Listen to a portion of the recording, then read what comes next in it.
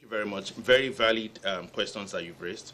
I think the first part is the issue of security, right? And I would like to address it from both cyber security as well as physical security. For the cyber security, like Mr. Obasi mentioned earlier, we have adopted international best practices, right, to ensure that the cards are very safe. First of all, remember that we are talking about data sovereignty here, data autonomy, which means that the data that is being that the card will be issued on is residing in Nigeria, which means that it's within our sovereignty, it's within our control as a country. So we can manage it better. Then secondly, the issue of applying those best international practices to safeguard the card are also in place. We've earlier talked about the EMVCO compliance standards. We've talked about the PCI DSS, which is the Payments Card Industry Data Security Standard, which is a global best security standard, is also going to be applicable here.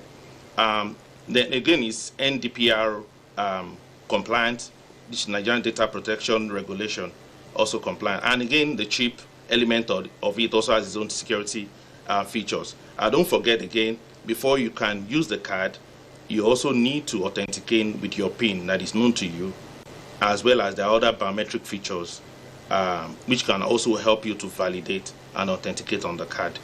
A lot of things that we have put in place, in addition to the things I mentioned, to make sure that the card is very safe and secure.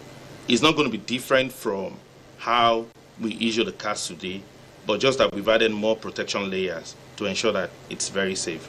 And of course, in the card issuance process, the lady from NIMC has also mentioned that you can issue through 3 designated channels for control purposes. It can be through the online portal of NIMC.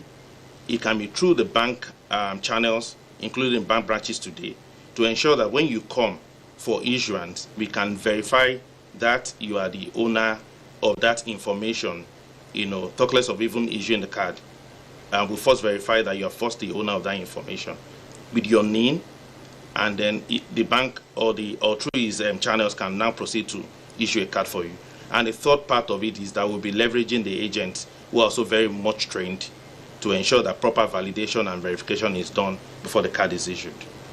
The second question talks about harmonizing.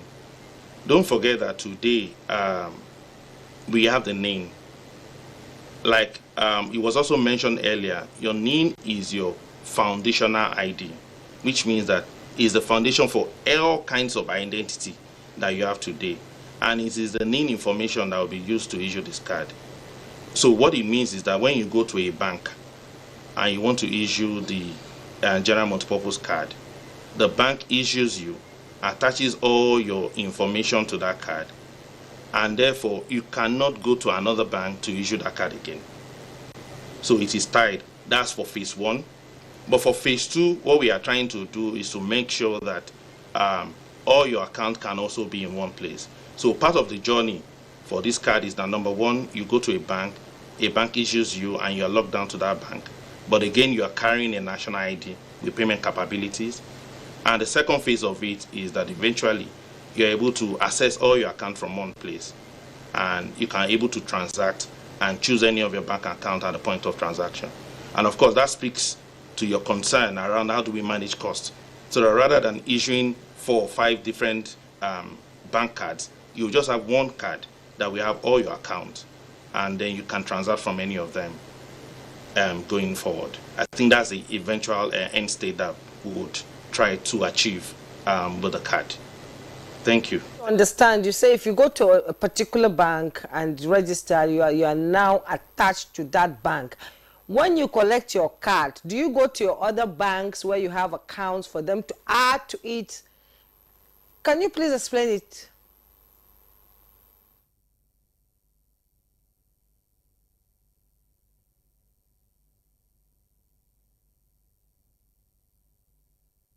All right, so like I mentioned earlier, I said the first phase, right, is that you will go to just one, like I mentioned, 3 different ways in which you can get the card issued.